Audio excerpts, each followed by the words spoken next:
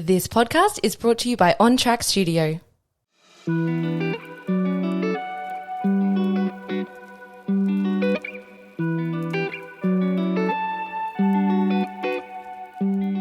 Welcome back to another episode of Mind Your Head. This week, Joel Mohamed is joining me in the studio.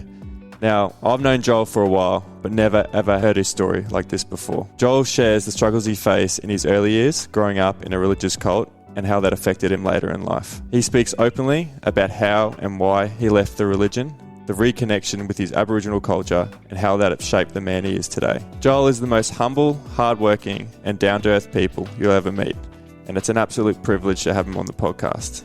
Now let's get into it. Joel Mohamed. Elliott Hagen. Thanks for coming on the podcast. I really appreciate it. No worries. I've been really looking forward to this chat ever since you sent me that message. Yep.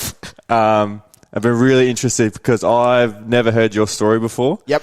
And I'll be honest with you, when you sent me that message a couple of months ago, I thought you were taking the piss. Usually it is me taking the piss, but yeah, because I've known you for a while, and I've got mates that have known you longer and better than I do. And that's never come up in conversation. Never. Ever. Never. So when you sent it through, I was like, this, you should have seen, I don't know if it comes up the read bubbles, how like I was typing then deleting and I'm like, is he being serious? I couldn't tell.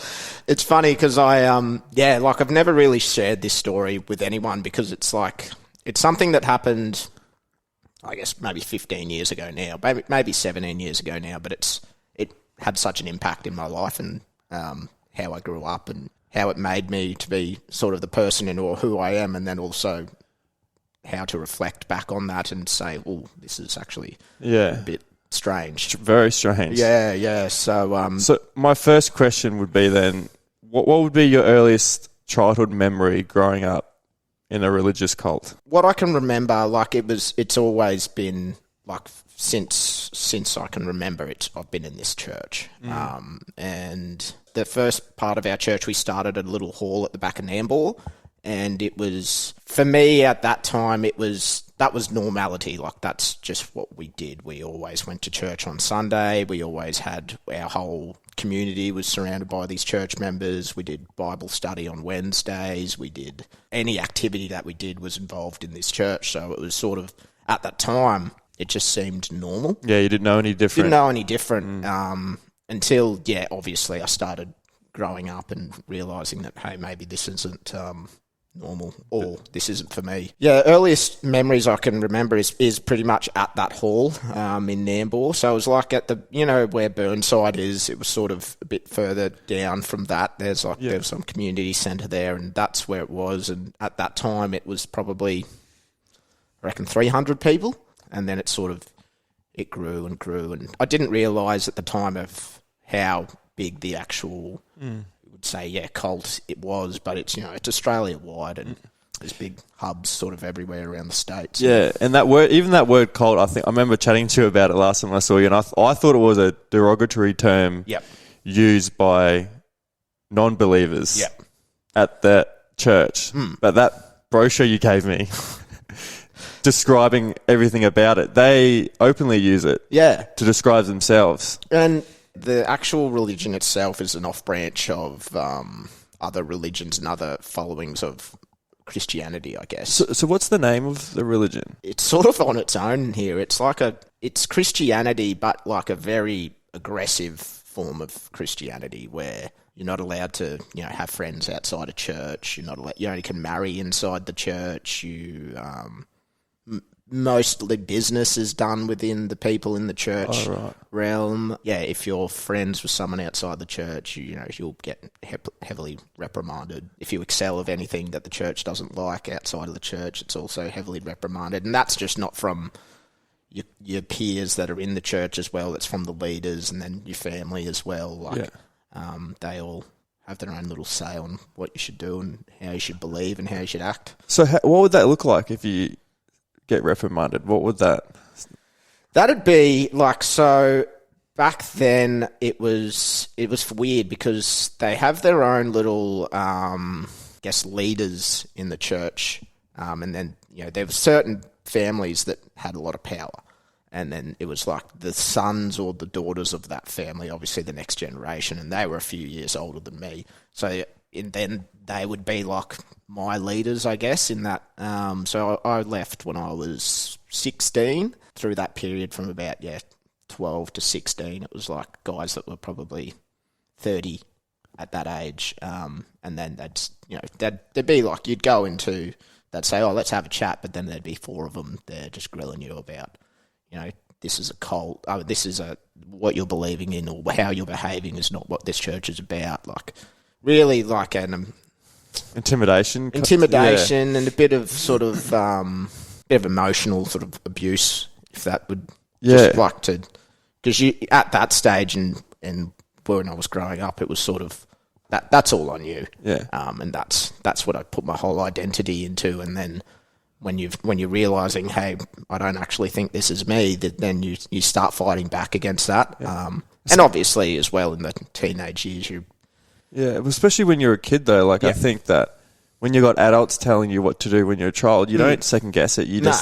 just go with it and say, well, believe what they're telling you is the truth. And then they're your role models, I guess, in that space as well. So you look up to them and go, oh, how do I be like them? How do I fit in? Yeah, how do I fit in? And that was the main thing as well. As I guess when I was around that 12 to 13 year age, I started thinking, hey, look, this is not for me, but the fear of letting that known and actually trying to get out on my own was the biggest part for me. So I sort of held on to it for about 4 years of let's just show up and play the game pretty much until the right time is to get out when I can. So going back, how did you get involved in the first place? Is it through your family? Yeah. So family was heavily involved in it.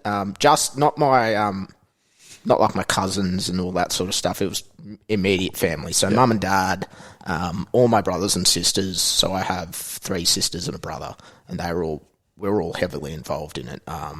Until my brother was the first one to get out, and he was 18. So there's 5 years difference between me and him. So at that stage I was 13, and I went, oh, there is a way out. Yeah, I was going to say, did it give you much confidence? Yeah, it gave me much confidence, but then it was also the fear of then how he was treated when he left. Was it bad? Yeah. So we were told not allowed to talk to our brother anymore. Full disowned him. Yeah, full disowned him, and that was from your parents. Yeah, that was from our parents. Oh wow! And that was from other people had left at that time, and you saw how they were treated as well. And you grow up with, he's my brother. Like he's one of my best mates now still. Yeah. And just seeing that when that happened at that time, and obviously 13 years old, so it was like I'm not old enough yet to be treated like that. I need to be safe. yeah, exactly. Until till the time is right, and then I had it pretty made up in my mind pretty early from that 12 years old that I was like you had a plan. Yeah, that I'm ready to exit. Yeah, when the time is right. Yeah, my brother left first. I was then the second one to leave about 4 years later. The next then was my little sister. She left about pretty much straight after me. And then it took another, let's say, 4 years then for my older sister to leave. And then my oldest sister didn't leave until about 4 years ago now. And it's just, it's crazy, like when we talk about old stories or when we talk about... Do you just get together and have a chat about it? Yeah, all the time. Yeah. And it's like how effed up was that? Like, pretty much. And as well, like, because they had people, especially my older sister, like she moved down to uni in Toowoomba. She married in the church, so her husband was in the church as well. And when she left, it was that excommunication, and she's grown up with it her whole life. And when she left, she was 36. So wow. So how did it go leaving when she was married with someone? Did he leave as well? Yeah, he left as well. Left. Oh, good. Yeah. Okay. So they both left. They had he's a chippy, and they were building the pastor or the head guy in Toowoomba's house and doing renovations there, and for free, I bet too. Yeah, well, that's what broke the camel's back is that right. he didn't pay them, and like he's a that's his income for his family, sort of thing. And he then sparked up, when we're getting paid, and then it turned out that the guy that orchestrated all that also took a lot of money from that church and left as well. Oh, wow. The leader of the Toowoomba side of things. Yeah. So they're very, it's just different, I guess. It's just something that you'd never think about until you reflect on it. Yeah. And then you're like, whoa, this was fucking weird. When you do reflect on it with your siblings and you sort of tell stories and say, how effed up was that? Can you tell me anything that you may have witnessed or experienced that has stayed with you? The whole congregation was very music focused. So things that stayed with me is that if you weren't good at music, you weren't accepted. Yeah, right. So for myself, I played almost every musical instrument under the sun to fit in. Yeah.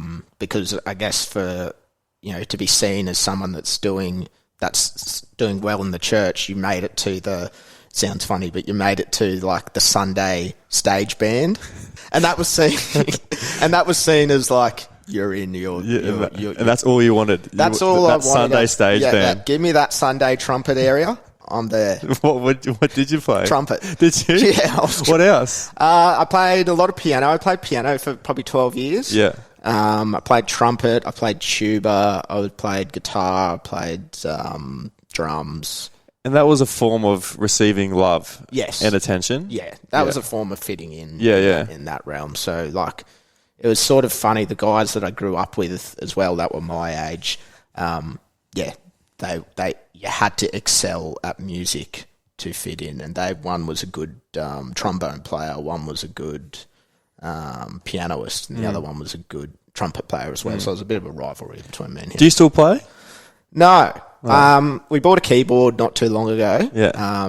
Because, that stuff's like riding a bike, so I can sort of jump back in and play that whenever I want. I don't know how I would go playing a trumpet, though, because it's a lot of, mouth, tightening and breathing techniques. And I'm sure the music will be a bit different in the church than you would in the music you listen to. Yeah. So, that music. And, that was all, self-written, in the church. Oh, was it? Yeah. So it wasn't music that anyone have ever heard of unless you're in the church. Yeah. And then it was if you put it into perspective, it was like being in a tribe where the sounds and the music and the percussion and everything sort of stirred something in people, and then they'd move on to another song and they'd do so, and then all of a sudden they'd start speaking in tongues and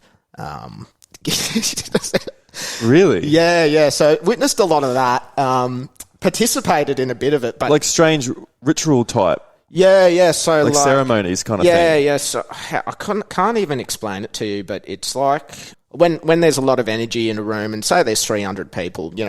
We used to go down there for every Easter weekend. We would all go to Brisbane, and the whole the conglomerates from all around Australia would go. Oh, so you started on the sunny coast and then did it branch down to Brisbane, and that's when you... No, so you originally started in Brisbane. Oh, I did it, and the Sunshine Coast branch is one of them. I believe there's one in Melbourne, there's one in Adelaide, there's one in Cairns, there's one in Emerald, there's one in Stanthorpe. Yeah, they're everywhere. They're everywhere. So, but Brisbane was your sort of hub. You would go down there. Base, yeah. So we'd go down there every Easter for as long as I can remember. We'd stay with a family of weirdos. It'd just be weird, and then we'd go down because it was Easter Friday, so we'd have a church session Friday night, then it'd be Saturday day, then it'd be Saturday night, then it'd be Sunday morning, then it'd be Sunday night, and then you'd be home Monday. And it was just full on flat bicky church, just all day singing and listening to people talking tongues, and it was interesting, and they had so it was when I was growing up in that time, it was a lot of we do youth group. Oh yeah, yeah. So sometimes on those Easter long weekends, they'd also have a what do they call it? It was like a youth camp. So all the kids from all around the area in that teenage thing would go to the Mapleton Holiday Centre and just get banged up with church stuff for 3 or 4 days and compete in music. And do they? Yeah. So there's a lot of pecking order stuff. So if you were good at music, you were seen as the big dog. A bit of hierarchy. Yeah, definitely. definitely. And at what point, or what was the catalyst for you, and how old were you when you realised, isn't the life for me? Is there something that happened? Was there a pivotal moment, or was it just an age thing where you sort of matured and had a look around and realised, man, this is strange. I don't like this. A lot of it had to do with sport for me, I believe. So, were you not allowed to play sport? You weren't allowed to excel at sport. Oh, really? Yeah. So if you were seen as sort of being good at sport, wait, so you could be shit at it. If you were shit at it, they wouldn't care. Yeah. As long as you were good at music. Oh, right. Yeah. So if you excelled at sport, that was seen as worshipping a false idol. Oh, right. Which makes no sense to me because, like, if you excelled at music, then that's also a false idol. So it's like a lot of contradictions there. So how do you, like, sport and music is two hobbies? Yeah. Why is one worse than the other? So because one benefited the church. So I sort of started to get good at certain sports, rugby, for instance, when I was about 13, and that was when you'd have the chats with the guys that are older with you and coming and saying, look, this is starting to turn into a false idol for you. Yeah. Like, we don't believe like this is the way for you. This is, no one in this church excelled at this sport. So you can't. Would they ever threaten you with the thought of, like, if you keep going down this path, you're going to go to hell? Was there any of that sort of chat? Yes. Oh, definitely. Was there? Yeah, definitely. So it was like with rugby, there's a lot of the drinking culture. Of course, yeah. That sort of stuff that that leads to sins and that leads to you being a sinner. Yeah. So it was around that 13-year-old time and started to go into like making like Sunny Coast teams and playing in those carnivals and stuff. And I think it was one year it sort of coincided with one of those youth group camps. So it was a choice for me. And my parents said, this is a choice for you, but it was almost like a trap.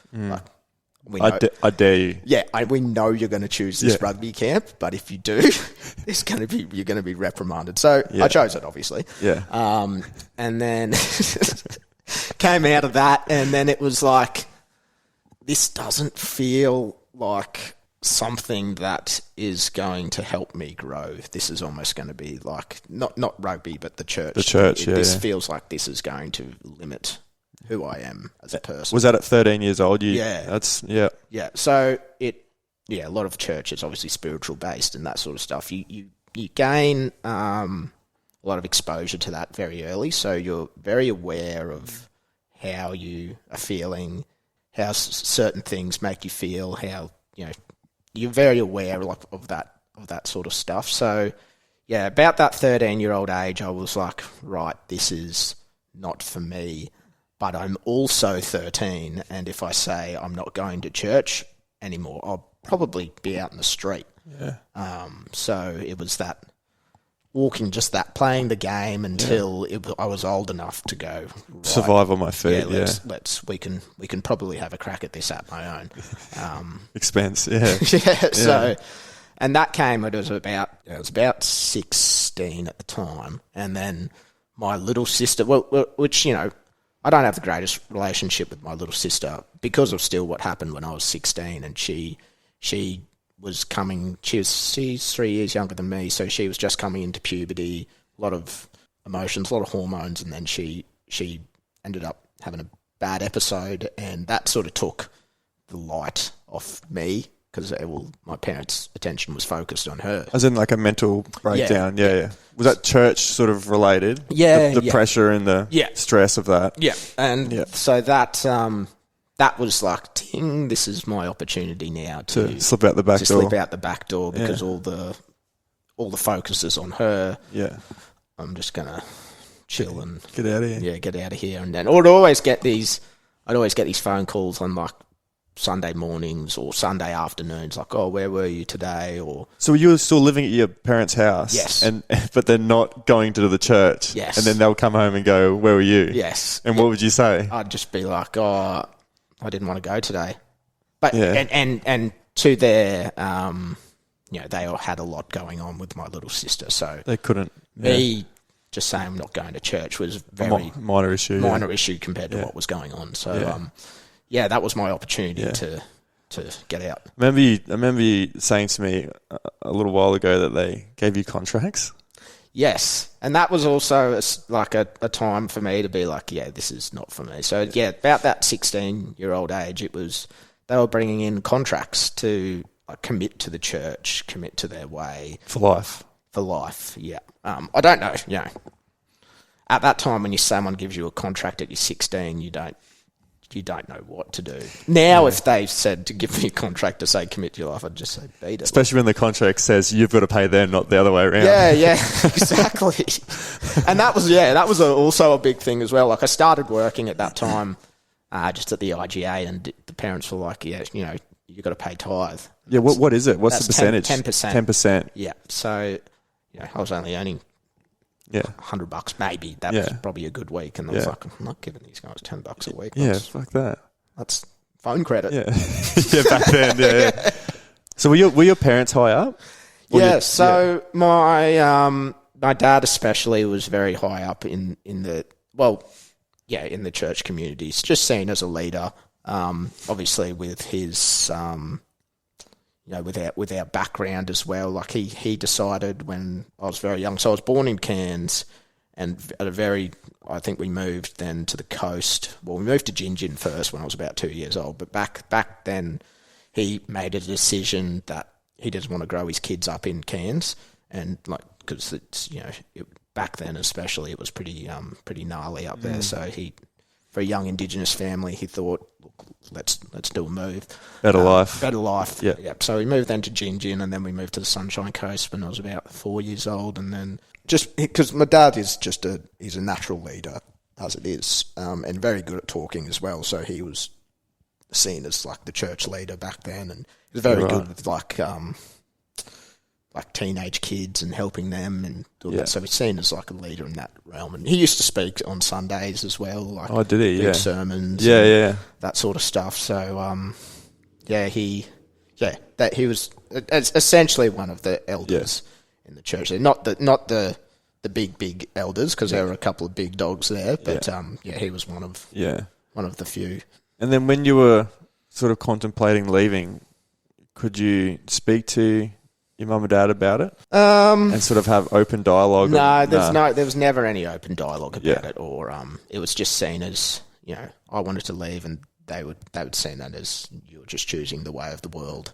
Is that what you feared the most about leaving too, was getting disowned by your family? Yeah, 100%. And that fear of, shit, I'm going to have to survive here. On my own. Yeah. And I was still at high school, and I ended up leaving. I moved out of home probably about 2 weeks after schoolies, so I was still 17 at the time. Moved out just because it was just too, especially with my sister as well. There's just too much going on in that space. So I thought, let's move out and see how we go out there in the big wide world. So where did you move to? Did you find a place or? No, so it was a guy from that worked for my dad. So I moved in with him in behind the BP in Maroochydore. Yeah. So I was there for a couple of years, and then moved out with mates. And looking back on it, were you angry as a kid? Definitely. You were. Yeah. Especially with not really knowing my background, and hearing stories as well of my old man's past.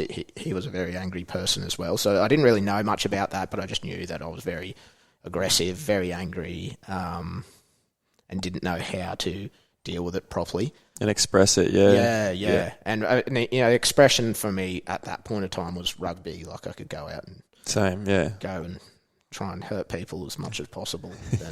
Then I'd be good for another week. Well, I don't think you hurt. I watched you play Gatwick Hammers of rugby. I don't think you hurt anyone, did you? No, I didn't hurt anyone. I thought I did. Not with those grip gloves you were wearing. The shoulder pads, bike pants down to the knees.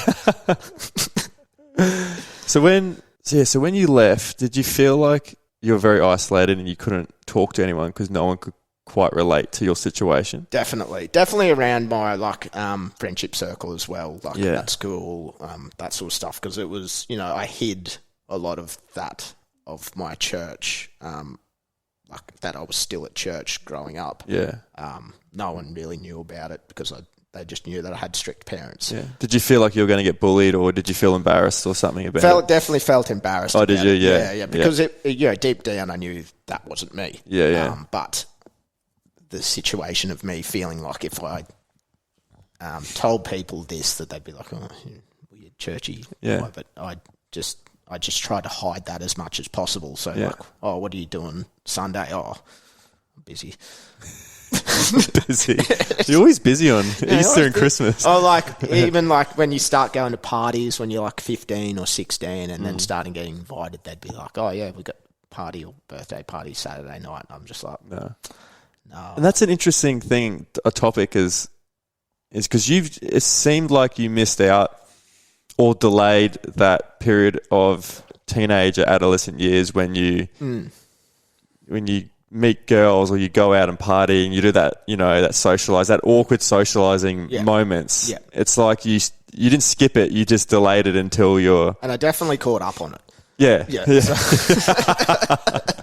You made up for lost time. Yeah, definitely made up for lost time. But was that hard for you going through that a little bit later than everyone else? I guess looking back on it, it just was... It was what it was. Yeah. So like, I didn't feel like I was catching up. It felt like I was missing out. Definitely. I did. Yeah. Yeah. But also, I had to play that catch-22 of if I go out and then my parents catch me, like I'm screwed here. Like I've got nothing. I've got no plan B. I've got no nothing to fall back on. I wouldn't be able to go to my mate's house and go, "Oh, can I just stay here for a bit?" A couple of alarm bells would probably ring then.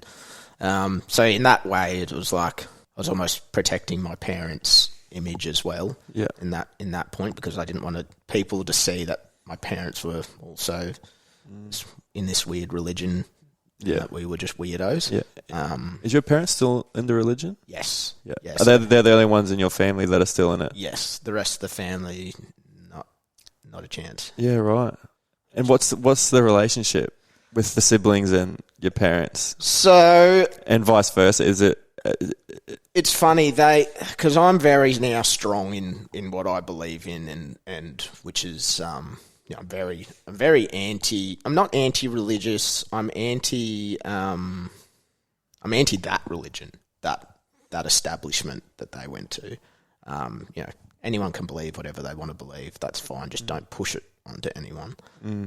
So they don't ever... It's funny, they don't ever talk to me about stuff in the church anymore. They tried on the other siblings, but because I'm a bit of a strong-headed, stubborn person, I'll fire back at them with a fair few real answers, and they don't have any answers. They don't real questions they don't have answers for. They just leave me alone. So it's weird because I'm in business with my old band, and that business relationship is good. Our actual then social aspect of father to son is probably pretty limited. Yeah. Because just because of that religious that background there. Yeah. So, and that's the same with pretty much I believe all of my siblings as well. Like we're close to a point, but when you want to go deeper, that's when it's like that's not happening. You said earlier that you're pretty strong-minded and you have your own beliefs. Were you always like that, or when you left the religion, you felt like you had to build your own, I guess, values and morals to live by? I think I was always like that, from a very young age, and with, I guess, being Aboriginal person as well as having the last name of Mohamed, you sort of had to have a strong will and a strong backbone because you're getting stuff flying at you in all sorts of directions all the time. So you have to be... I just had to be strong-willed, otherwise I was never one of those persons that was, I guess, shy away from a fight as well. I was always, pretty combative, pretty strong-willed in that way. So I guess it's I've always very strong-willed from a very young age. Knew this is right, this is wrong. Yeah, but it was that timing issue for me back then. can't leave now. Yeah. Let's just hold on for a few years. And looking back on the religion, I know you said that you're not anti-religion, you're anti that religion. Yes. Do you feel like it was a con? Do you feel like the things you experienced and witnessed, it was not fake, but... Definitely. Definitely? Yeah, 100%. I feel like what Christianity is as a whole is totally different to what that church was. That what they were representing. Yeah, what they were representing and what they're about. They take, for instance, like they take this Bible so literally. Like it's ridiculous how literally they take it. And I've said this to my mum and dad. I said, you do realise though that Bible has been edited, I don't know, 400 times since it's the one that you're currently reading. So what they actually wrote probably at the start is totally different to what you're reading now, but you're taking this literally. Yeah. It's just, oh no. And what is it? Is it a fear thing? Is it an attachment thing? Why are they so... Not saying your parents, but people in that church, why do they attach themselves so wholeheartedly to it? I think... In your opinion? I think then it's the fear of the unknown and the fear of, all right, if I don't have this, what else do I have? Yeah. And you see that, like I bump into these church people every now and again, and they are so, in their bubble of this church, they are so strong. They are outside of that in the real world. They're super socially awkward. They can't really interact with people. Is that right? Yeah. So in their church little realm, it's their comfort zone. That's their space. Yeah. They're good to go. But in the real world, they crumble. Yeah, they're not. They're almost like robots in that sense that they're like they can't institutionalized kind of thing. 100%. Oh wow. So it's and like I ran actually into a bloke that I grew up with in it probably about 6 months ago now at the servo. And I just was having a chat to him, just how I chat to everyone.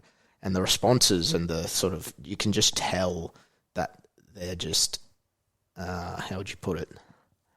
They're just awkward. And they just don't know how to respond and they don't know how to communicate like a normal person. You're just like, wow, this is Do you think they're... strange. Do you feel like they're lost? Yes. I do feel sorry for them. You do? Yeah. Definitely.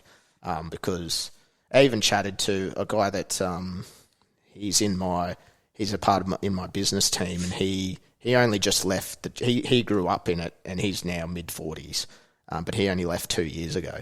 I actually only chatted to him about it last week, and I said, "Look, mate, how are you going? Like finding friends and reconnecting, and he said, mate, like you don't understand how much of how much of a toxic culture that place is until you leave. And then once you leave, you're like, wow, what have I been doing? So he had like guys that were best men at his wedding and stuff like that. Don't even talk to him anymore. Like, don't even give him the time of day.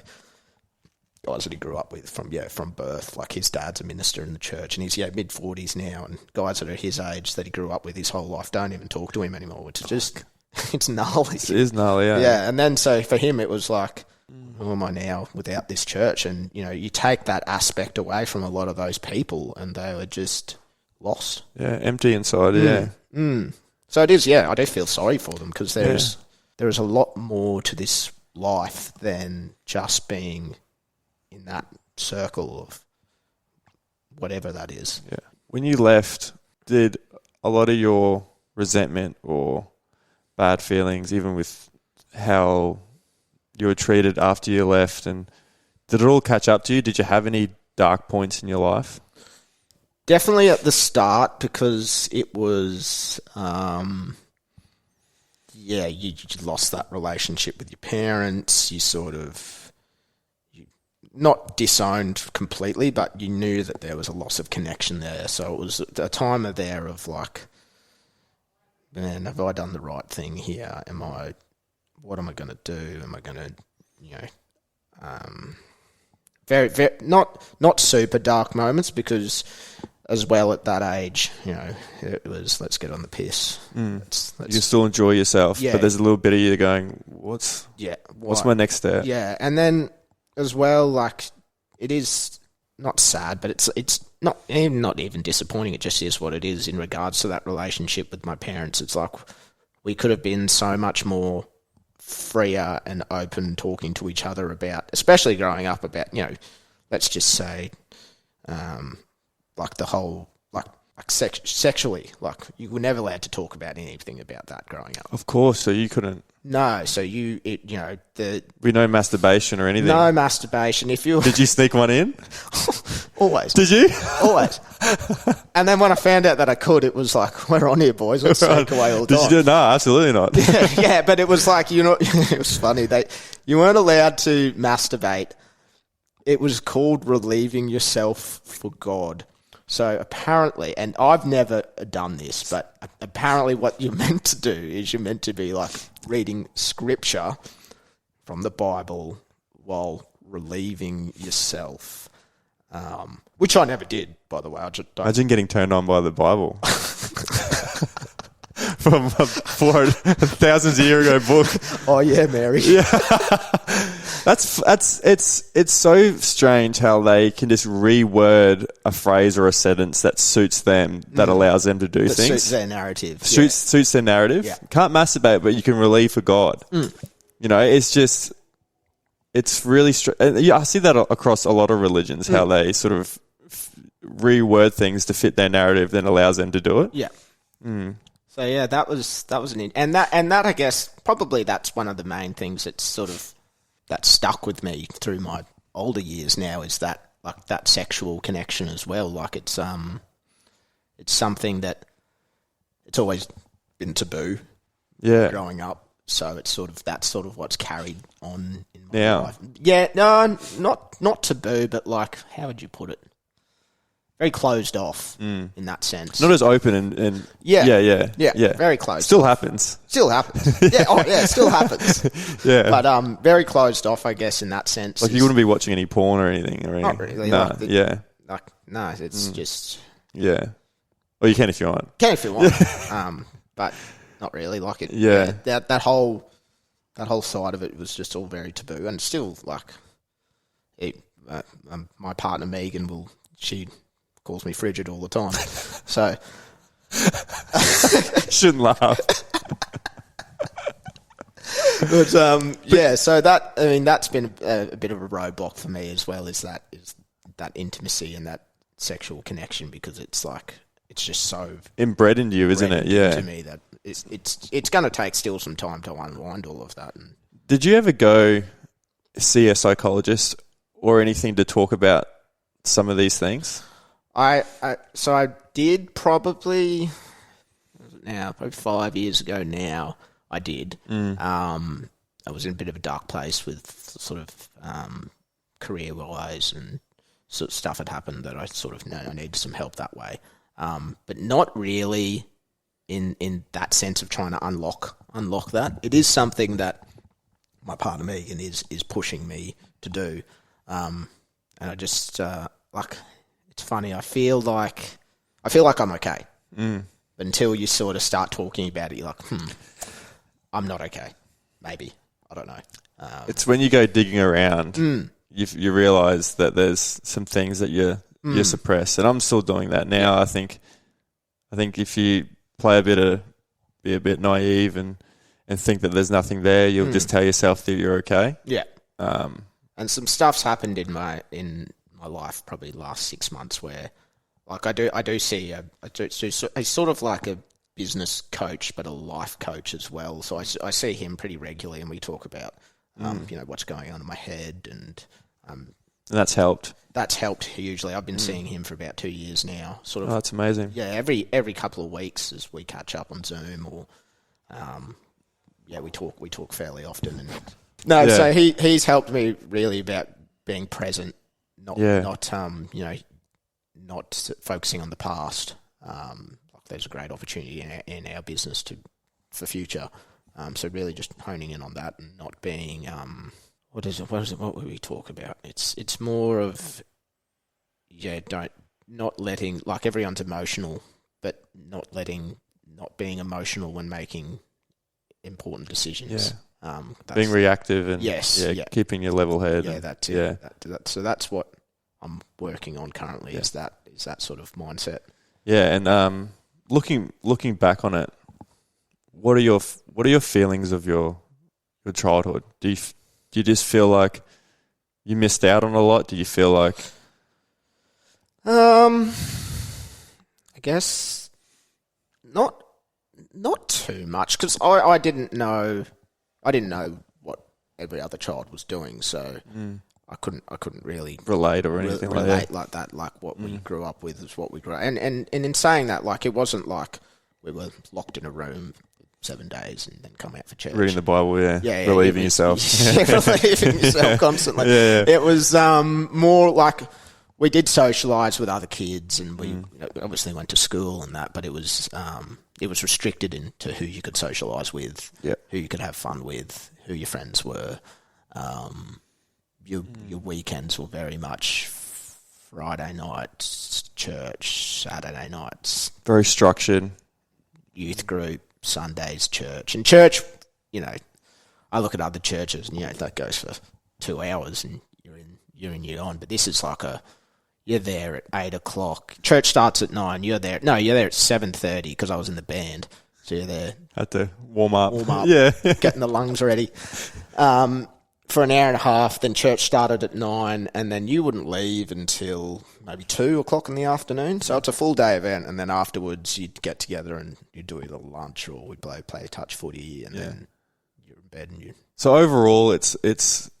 I mean, there are some light sides of it. Yes, but at the same time, there were some aspects of it that just. But I guess that's everyone's childhood. So it's not like a. Yeah. It wasn't you wouldn't say it's traumatising or not anything traumatising. Like It was just something that I don't think many people have experienced. Yeah, and something I've never heard. Yeah, and something that, unless you're out of it, can't really reflect on it until when you're older and you're like, oh, wow, that was super weird. Like, the speaking in tongues was sort of weird. And I remember... Yeah, go on. I remember it was at a point where it was just... You just started making stuff up that other people were doing and just trying mimicking what they were doing. So there'd be like a lot of like stuff like that. It was just gibberish. All right. So do you think that it's an actual language? No. Or everyone was just in on it? Everyone is just in on it to fit in, I believe. It just nonsense. And like the people that were in this church weren't dummies. Like there was doctors, lawyers, there's all sorts of highly educated people, but then just talking gibberish. And you're like, what is this? Yeah. What are you doing? and I was copying them, so I'm a bigger idiot. But you were 12, so yeah. So I was that 12 to 40. You've got that excuse of being young and naive. I'm just following you. I can definitely talk in tongues because it's just gibberish. Yeah. A bit like Slytherin. Exactly like that. A sort of doctrine of Slytherin. You mentioned earlier that you had a sort of problem trying to find your identity, and I guess that's going to lead into what we're going to talk about now. Can you talk to me about the process that you went under to find out who you were, essentially? So, growing up is interesting because I don't think many people have this. It's the Aboriginal side of me, and then there's the Malaysian side as well, which is where I got Mohammed from. So growing up, my dad didn't have a very good relationship with his dad, so I actually don't know jack about my Malaysian side of things. So my mum's fully English, all my relatives on her side are still over in England, so I have a small connection with them. But what drew home for me was my Indigenous connection, and that's how I associate myself. I can associate myself as an Indigenous man. But growing up, that was, how'd you put it? It was almost like embarrassing to say that you're an Indigenous person. So is that in the church or just as a kid? In general, yeah. As in general, it was sort of like Aboriginal, looked down upon a little bit. Definitely. So it was very much. I didn't think about it at all until I got invited to play on the Lloyd McDermott rugby team when I was in high school, which is an all-Australian Indigenous team. And it was only then that I was like, holy crap, I have no idea who I am. And they were always asking me, like, are you a Koori or are you a Murray? And I'm like, My name's Joel. What does that mean? Yeah, what's the difference? Yeah, and then I found out, obviously, that Murray's Queensland, Koori's New South Wales. Yeah. So I was like, oh, I'm a Murray. Yeah. And then, just being around that space, it just opened up my eyes. And this was, when I was 17, and I was like, wow, like, I have no idea about this whole side of me at all. Knew we were Indigenous, obviously, but didn't know anything. Especially growing up on the sunny coast, there's not many... Growing up on the sunny coast as well, like, I feel like, and being in that religion... very isolated, yeah. Very isolated, very white. So had no real connection to culture then. And so it was... so from then, from 17 till probably 10 years then down the track till I was late 20s, we started doing some work up in North Queensland, because then it was, for us in our business, being an Indigenous concrete company opened up us to opportunities to like government work and a lot of stuff like that. So I started getting involved in that, and then just realised, like, if I'm going to be a part of this, I need to be a part of this and fully dive in. So we started going up to Cairns. But my parents moved up to Cairns at that point when I was about 27, and I was, going back and forth and realising, man, I need to actually be more connected here. Like, I feel like there's an opportunity now for me in this space to help other people that, like I said, my childhood was very white. I grew up very, I feel like I had a pretty blessed childhood as opposed to some other people. So I thought, if I can help this, like if I can help the next generation break out of the position that they're in, then I feel like I've done a good job. So that's where I'm at. Is that where your sort of mob's from? Is up in Cairns? Yeah. So where I'm here at Kanji, so that's Cairns to North to Port Douglas. So that whole stretch there is my traditional land. Did you feel like when you reconnected with your culture, did you feel like that was the missing piece in your identity, something that you're yearning for? Yeah, definitely. And when I still do want to dive more into my Malaysian side as well, but definitely it felt like it was a missing part of me. Like I had no certain like feelings. Like when I first moved up to Cairns, it was I've never felt this anywhere else before in my life. Like I've travelled to Asia, America, Europe, done all that.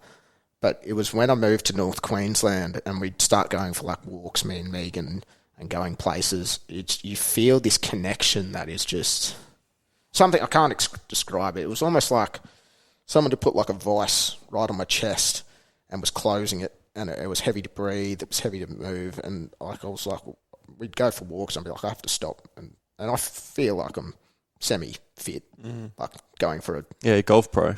Going for a 3K walk should be fine. Yeah. You're struggling. Yeah, but struggling, and then we moved out of that certain area, and I was fine again, and it was like, what is this? Why do I feel like this? And then you don't really know until you start talking to other Indigenous people. Like, hey, I felt like this when I did that. And they're like, yeah, because that place that you were walking was a spiritual ground. And that stuff happened there that back in the day that, like bad things. Yeah, bad things that I could only feel. And Megan was fine, but it was me. And I was like, oh, like I feel. Have you read a bit about that, how it's generational trauma almost, that the things that you're feeling is things that's happened to your people for generations? Yeah, it's generational oppression. Yeah, definitely. And that's, we can't change how I look at it. I look at it sort of as the positive side of things, is that you can't change what's happened in the past, but you can definitely change the future. And we have it's sort of slowly changing in certain aspects, but I believe now it's up to my generation and the generation and after us to really push that, because the Indigenous people are beautiful people. Like they're amazing. They're the government's push, I guess, for the Indigenous side of things is just to throw more money at them. But they don't actually hold value in money. Like, you throw money at them, they're just going to spend it because there's no value to them. Their value to them is in their country and in their people. Yeah. So if we can, instead of throwing resources at just throwing money at them, let's throw resources at getting people connected back with their country, getting connected back in their community. And that's where I believe that the real change is. It's so good you mentioned that, because I feel like Australia as a country is trying to solve an Indigenous problem with a non-Indigenous solution. Yes. So they're trying to throw money at Indigenous people who don't hold value to money. Yeah. Thinking that, why aren't they happy? We're giving them millions of dollars. Why are they still living like this? And I think that there's a disconnection there that educational wise, that the more we know about each other, the better we can understand each other and the better relationship can be. But I don't feel like the non-Indigenous are trying to understand fully the Indigenous culture and their way of life and their history. Yeah. To try to work together. I think they're just trying to solve it by just throwing money at. It's the easiest possible thing. And then not understanding that they don't want money. They don't want cars. Like, my mum and dad work out in the mines in WA on Aboriginal land. They got permission to mine out there. I don't know if they actually got permission, but they got permission to go mine out there. And one of the things was they give, I think it's like $2 million to the Indigenous community out there. I went for a drive out to the Indigenous community, and they're all living in little corrugated iron houses and huts, and they give them cars, and all the cars are burnt. And they're wondering why they don't want them. And I'm like, they don't hold value to them. They don't want it. They don't want it. They drive it until the fuels run out, and then they go, well, fuck it, we'll throw it off the side of the road. Burn it and we'll get another one. And I work with a couple of Aboriginal friends, and I'm really interested in Aboriginal culture because I think it's such an insult that we can go to school and we learn about Japanese and Japanese language, and you can learn French and Spanish, but there's nothing on Aboriginal culture at all. There's stuff on colonisation. Yes. And how Captain Cook came to Australia and how Australia was colonised. Yeah. Before that, and that's, as well as with that generational oppression, it's like I feel like a lot of stories in that realm are lost and not recorded, and also due to that, that educational barrier as well, like they didn't have the opportunity to record those stories as well. So that's where I believe that we could make a change. Like I am friends with a couple of pretty powerful Indigenous people that are doing well in their businesses as well. So we're on the same page of getting, like, let's try and get these stories back, and let's try and educate Australia of what Aboriginal people are, because the stigma around Aboriginal people is there's a misconception there, and I think I've chatted to some of my friends, and I think we might have one negative experience with an Aboriginal person, and then we paint all of them the same or label them all the same. And it's annoying because I've had more negative experience with non-Indigenous Australians than I have with Indigenous Australians. Yet I don't say all white non-Indigenous people are shitty human beings.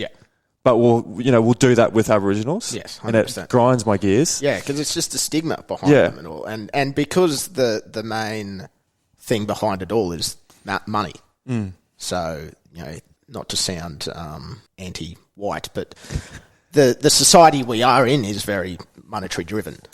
Whereas I believe the Indigenous people are not monetary driven at all. So if you're holding your value to monetary values the whole time, people that don't hold that to that are seen as less. Exactly.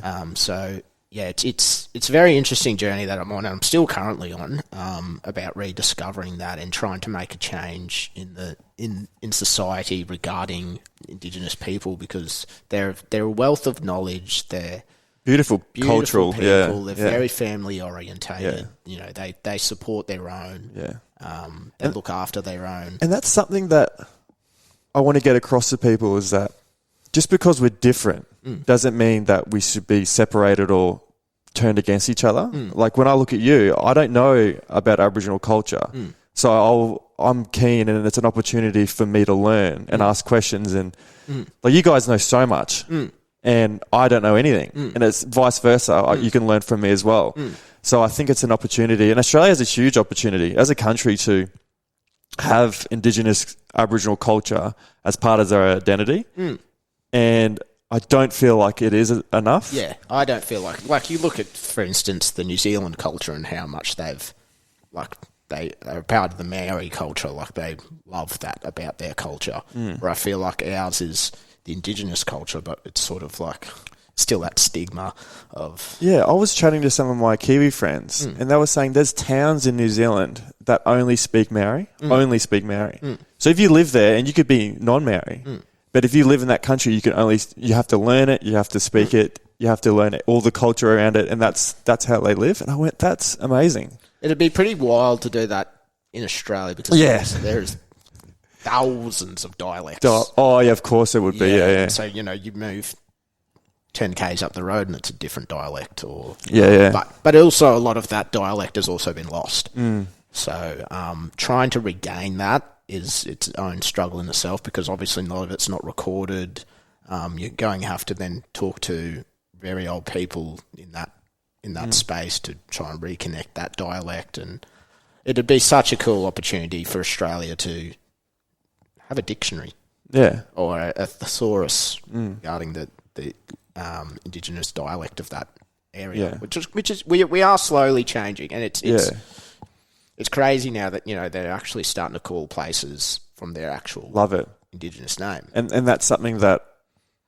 When Fraser Island got changed, and I saw the comment, I went, "How good's that?" And I saw the comments, and there was a lot of racist comments on there, and I couldn't understand how people could be so negative towards that. Yeah, I don't understand it either. I don't know how we wouldn't want to embrace that side of us, because if you call yourself an Australian, that means Aboriginal culture is Australian culture. Exactly. So we're one of the same. It's not I'm Australian, but I'm not part of the Aboriginal culture. It's we're all the same. Yeah. We're all one. Yeah, 100%.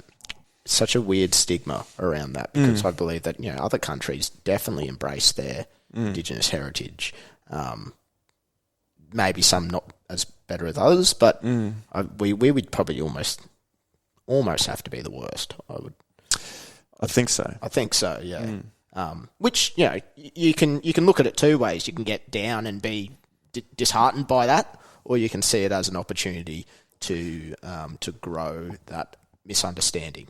I feel like you're right, dude. I felt like I've talked to a lot of my friends who are teachers and just asking them, getting a gauge on what's being taught in school. And there are a lot of things, there's a lot of improvements, especially when we were at school. There was nothing when we were at school. No. But now there are some Aboriginal history and culture in the curriculum now, and they're learning a lot about it. Yep.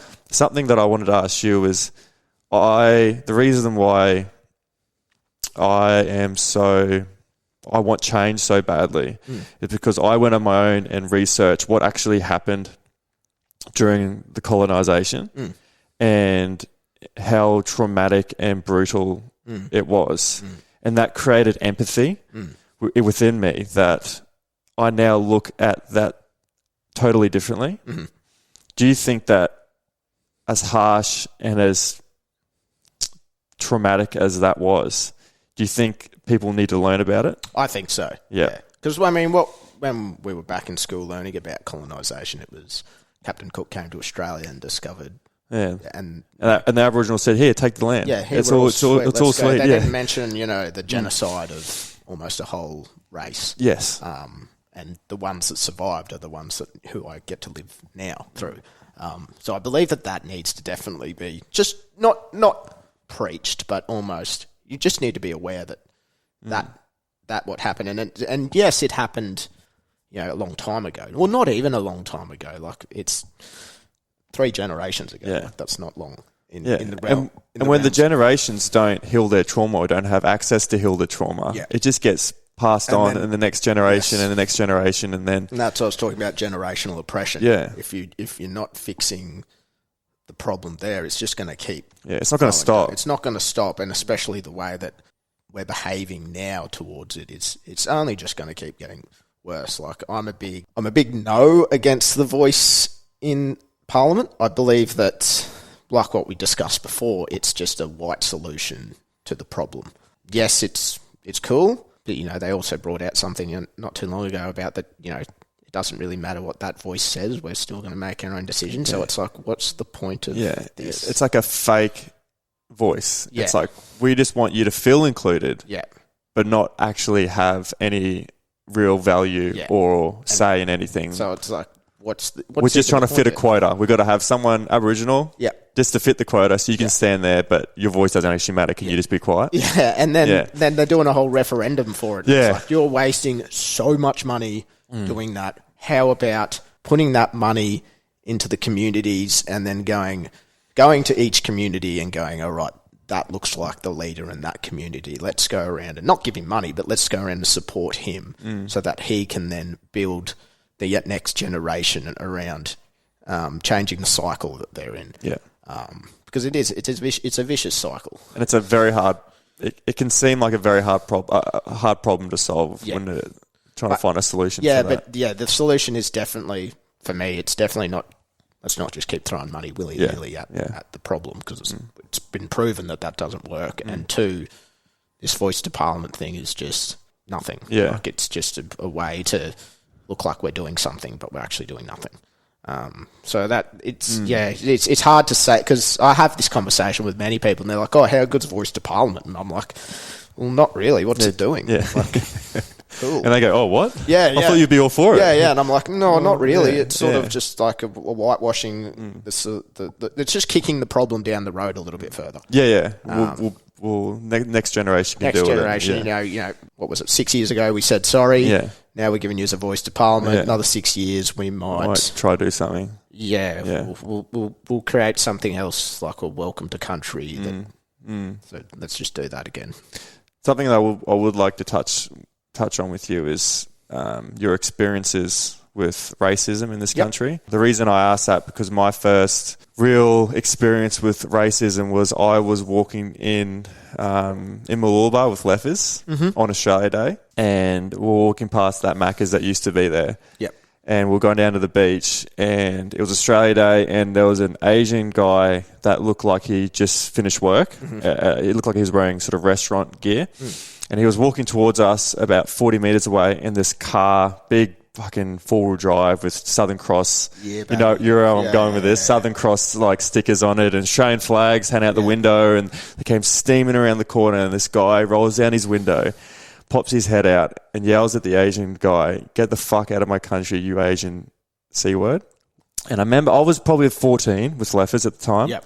And we stopped there shook. Like I couldn't believe what I just heard. And this Asian fella didn't even glance over, didn't even look, didn't even react to it, just kept walking and walked straight past us. And we sort of looked at him and he didn't even bat an eyelid, didn't even, I'm like, I wonder if he heard it. And I was like, Leffers was like, oh, maybe he doesn't understand English. It's like trying to like, hopefully he doesn't understand English. Yeah. Hopefully he didn't hear that. He probably definitely did. But later in life, I've looked back at that moment and I've maybe realised that he gets it so much that he's numb to it and doesn't even react to it anymore. That's a normal day for him, and how sad that is. Definitely. I've got two ends of the straw here. One being Indigenous, so the black part, and then two with my last name being Mohamed. So, not a very common last name. Not a very common last name, especially on the Sunshine Coast. So that I've got two ends of the sword there in that realm of racism. A lot like you said, you deal with it so much on a day-to-day basis that, for instance, if a friend, just randomly just pops a race joke in there, like, it's fine. But to any, like, for me, how I've dealt with it is that's fine because I trust that person. I know that they don't have bad intent at heart. But if it's someone else that I completely don't know and does that, then it's like the anger comes out inside of me, and it's let's get it on. In your opinion, how do we solve that issue of racism? Is it an educational thing? Is it sometimes I think it's not I fear you. It's more so I don't know you. Yeah, I don't know who you are. I don't know your background, and then being maybe at home. Parents, like, no one's born No one's born a racist. And that's something that I really love my parents for. One of the big things that they instilled in us, that the better you respect yourself, the better you can respect others. And they never, that didn't matter if you're black, white, Asian, if you're what sexual orientation you had, everyone's equal and everyone's the same. So, like, this generation now with a lot of different sexual orientations and a lot of different views on that, that was never a thing, say, 20 years ago. Like, it just wasn't a thing. But now it is, and I believe that's the same with racism. It's like, back 20 years ago, it was definitely a thing. I feel like it's changing. Yeah, it is definitely a lot of misunderstanding and a lot of just educating people, like, what... There is literally no difference between me and you. You are dark as well, but you're just beach dark. Mum's brown. Yeah, but there's no difference between us biologically, apart from my skin has got better pigmentation than yours. Well, not better, but like it can. You're better than me. I get it. It reacts. We get it. It reacts to the sun better than you. Yeah. That's the difference. That's it. That's it. There's nothing else. So. Trying to degrade someone on how different their skin reacts to the sun to yours, it's just wild to me. Like, when you put it into that basic principles, it's like... How silly is that? How silly is that? Yeah. Like, there is no difference between me and you. And especially when, like, non-Indigenous Australians say, get out of my country, it's like the hypocrisy I hear... that is the worst thing. And just know, I just want people to know how this country was formed.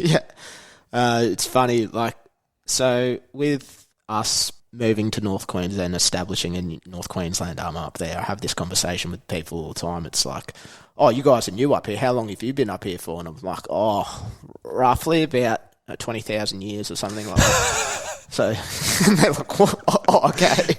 Yeah. So it's funny in that realm. It's like, get out of my country. To say to someone, well, you've been in the country for no less than 60 years. Like, your country has been established for 200 years. Yeah. This is not your country. Yeah. Like, yeah. Slow your roll. Yeah.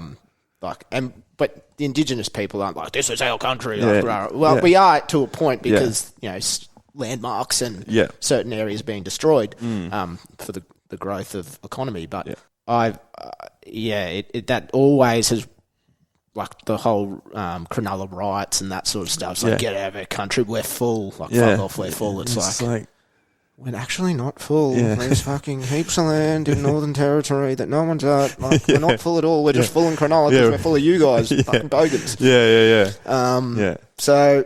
Yeah, that the get out of my country thing is so wild to me because I'm like, this is not even your country. It's such a uneducated statement to say. Going back to that educational thing, I think we all need to have a little bit of dive into our own country and realise how this country is formed, who was here before us, long before us, and not say, this is my land, like this is mine because I was here. Yeah. It's just like, it's such a colonisational thing to, like, say. I live here.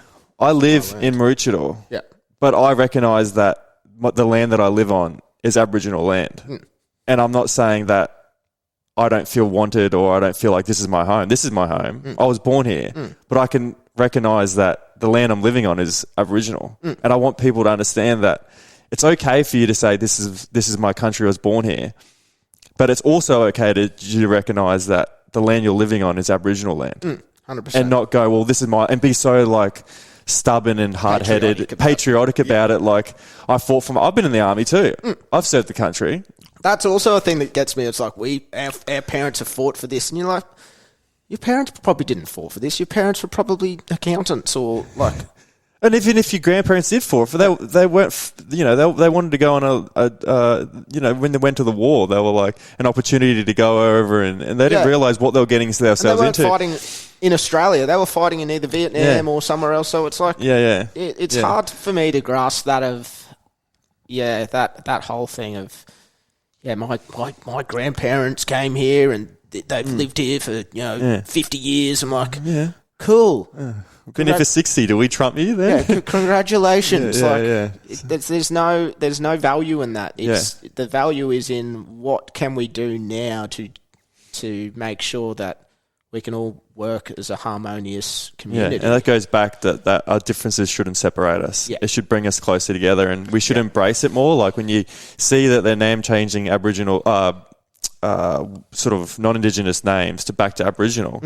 I love that. I love that we're doing it. Yeah, I think we should do that more often. Definitely. And I think that we should have in our curriculum learning either like a language. I know it's hard because there's so many different dialects, but learning about the culture a little bit more. And like if there's people listening, I think it's obviously they're not going to teach this in schools, but I think everyone should research what actually happened in the genocide and what happened in the colonisation and especially for like where they are on country. So like say if you're at, let's say Mountain Creek, for instance, they should bring in an Indigenous leader from that area and talk about what happened in that area around before colonisation, just so that stories aren't lost for one, and that two, that the people are getting that education of what it actually was like pre-colonisation. I believe that's probably a pretty powerful thing to do. Yeah.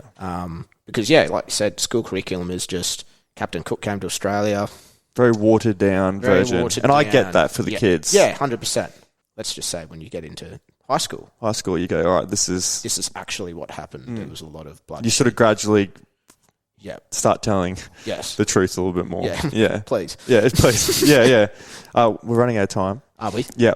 Oh. So we've got 8 minutes. 8 minutes, yep. So we're going to do some... I've got one question before we get into the last questions. This one question is, what do you feel is your passion and your purpose right now? To be that voice for this next generation. I believe that's and my purpose as well. Like I said before, I feel like I am a very blessed person to be where I am currently. And if I can help, even if it's just one person, break this cycle in the Indigenous space of the oppression and the shame of being an Indigenous person as well, that's a very big thing. There's a lot of shame in saying that you're Indigenous, even though you can definitely tell you're an Indigenous person. It's that shame behind it, and I really would like to change that. And I believe that's my purpose in this world, is to not just me by myself, but getting like-minded people in my in business and in my age bracket to help this next generation, because there is a shift coming, and I believe it's going to be pretty powerful when it starts happening. Yeah, and even when did you watch that Wallabies game where they sung the national anthem in Aboriginal? Did you see that? Did that just happen? It was last year against Africa, I think, and it was the first time. Yeah, right. I don't know if you saw that. It was the first time that the national anthem was done in Aboriginal, and then it was done in English. Mate, I've disassociated myself with Australian rugby for the time being. We'll edit that out. Okay, so I'm going to put you on the spot here. Yep. When you talked about that religion being a con, and sort of fake and brainwashed, but people still clinging on to it. If they came to you and said, all right, you had a spiritual moment on your land and you could tell like this is like your land, where you're from, your mob, like where you're meant to be, what would you respond to someone who were saying, well, you've got that connection to the land, we've got that spiritual connection to this religion? What's the difference? How can you say one's no and one's yes?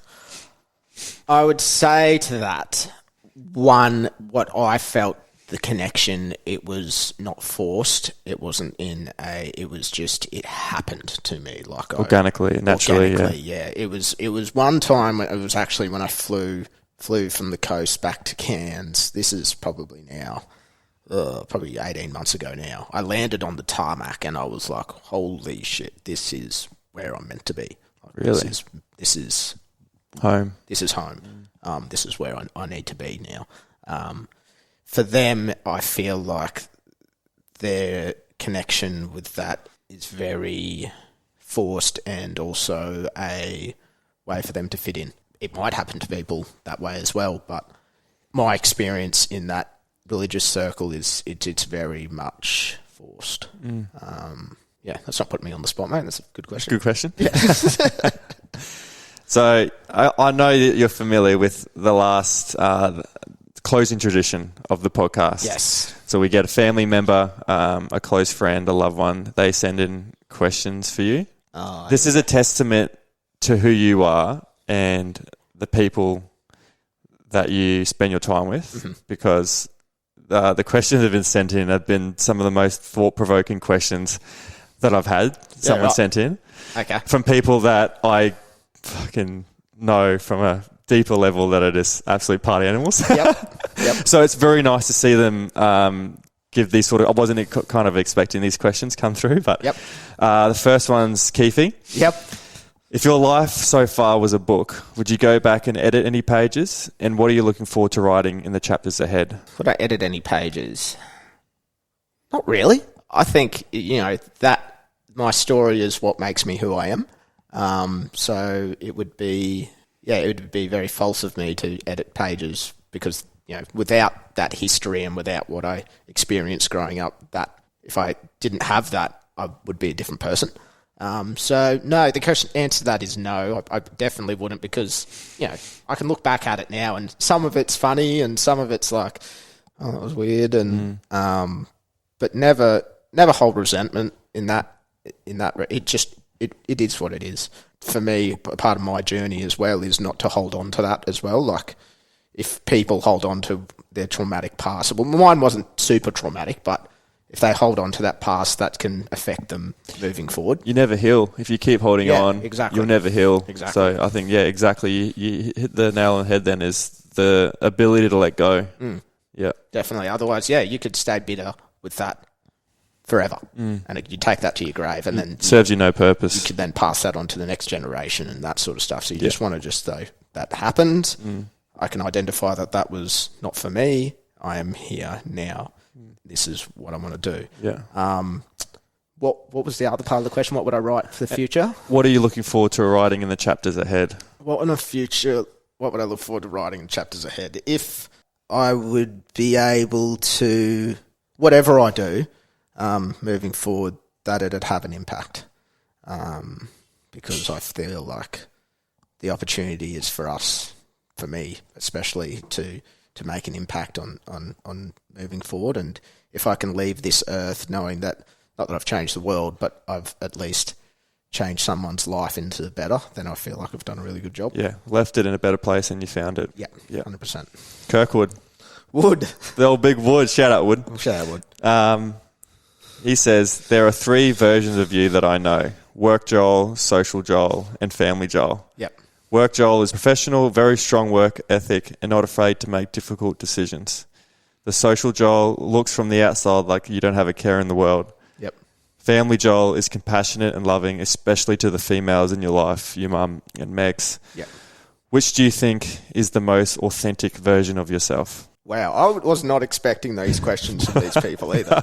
So that's a huge one. Who was the most authentic Joel? Absolutely. I was thinking it might sound like a mixture. I think a lot of people... a lot of people have said to me that I'm a very good chameleon. So in my, when I am at work, it's balls to the wall. We've got to get stuff done. Let's go for it. But I have that ability to switch to as soon as it's not work. Let's have some fun. Let's have some fun. Let's catch up with the mates. Or if it's then... Like family Joel. It's family Joel and we have to talk on a deeper level. Like Megan's been great for me in that aspect as well, like connecting more to my emotional sides of things and that way. Because I was never very emotional side, and like we explained before, it's sort of having emotions and that sort of taboo. So she's helping me unlock that. So which one would be more authentic? I would say that in general I am a pretty compassionate person to a point, until I know that that my compassion is then taken as a weakness, then that's when I'm sort of like, you're just taking advantage of my compassion here. Then it switches. Definitely, I do enjoy having fun. I believe that humans need that playtime. Otherwise, it's just too serious. The world's too serious. Everything's too serious. If you don't have that time to play, then what are you doing? Like you just...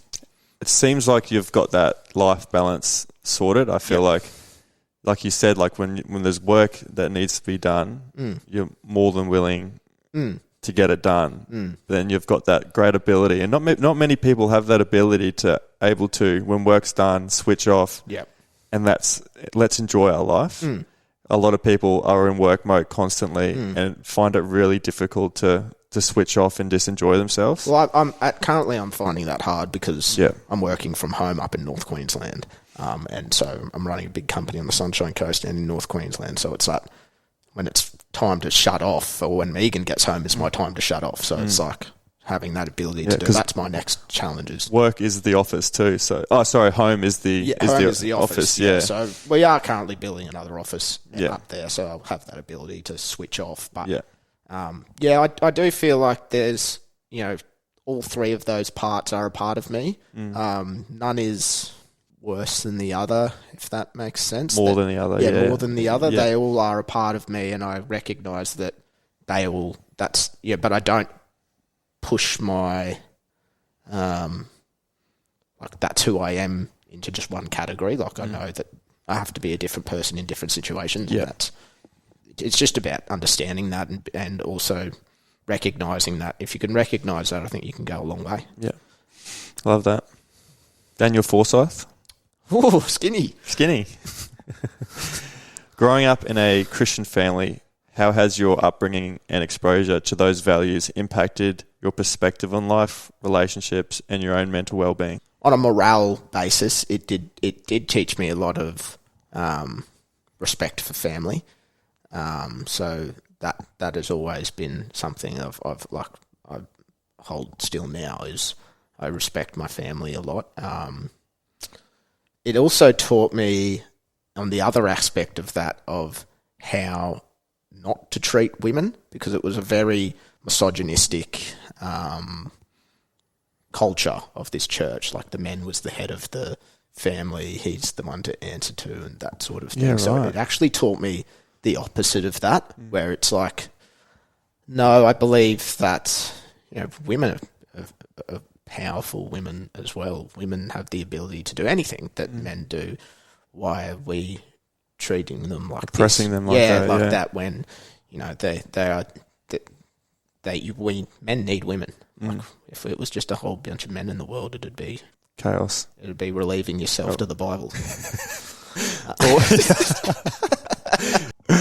So I do believe that they that taught me the opposite of that. Yeah.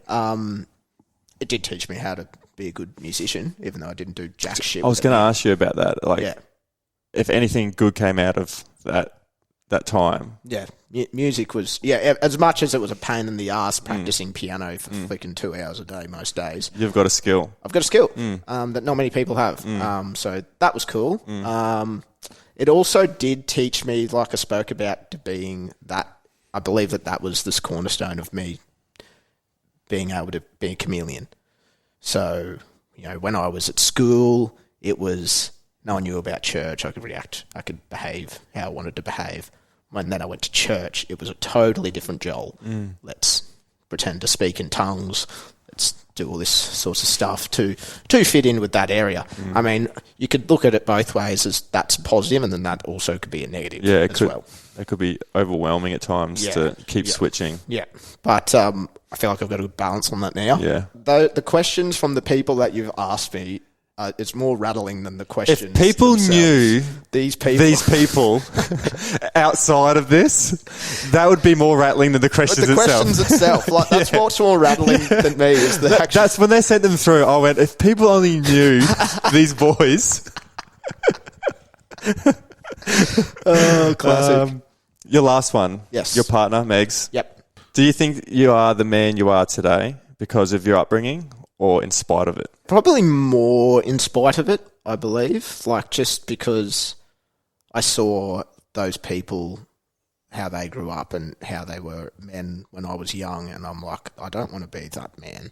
I don't want to be like that. I don't want to, that sort of behaviour just didn't suit who I thought I needed to be. So it's probably, more in spite of it. But then on the catch-22, it's like I was telling you about the misogynistic behaviour. Like, I saw that and was like, I'm not doing that. Let's switch that around on its head Yeah. and do something better. I believed it was better. So the answer is in spite of it, I would say. It's interesting, though. I'm going to talk to Megan about that later. I'm going to call Megan after this. No, I think it's great. I think it's that you saw what that you didn't like and you recognise it straight away and was like, when I'm at that age or when I get older, I'm going to do the exact opposite and not fall into that trap of doing the same thing. Yeah, well, I did go to the extreme of that opposite for a little while, as you do when you're 18 and that but then, you know, obviously draw that back and then go, still didn't want to behave like that, still didn't want to interact with people like that, still didn't want to look down upon people, and like that's just not who I am. Believe what you want to believe. At the end of the day, be a good person. Yeah, 100%. That's my mantra moving forward. I think we'll end it on that. Lovely. Joel, Elliott. thank you so much for coming on. I've learned a lot. Yep. I didn't know how that conversation was going to go. Neither, mate. I like I said, I was stressing out about it a bit last night. But then, because when you sent me the questions, I was in a different state. And then when I got to, I was like, oh. That was social Joel you're in. Yeah, that was social Joel. Now it was like, all right. This is work Joel. This is work with the family Joel. No, it's been an absolute pleasure, and I'm glad we did this because, again, it's learning more about each other, getting to know each other a bit more, and I feel like we've gotten closer together, so appreciate it. Thank you for this opportunity to share my story. Thanks, mate. No worries.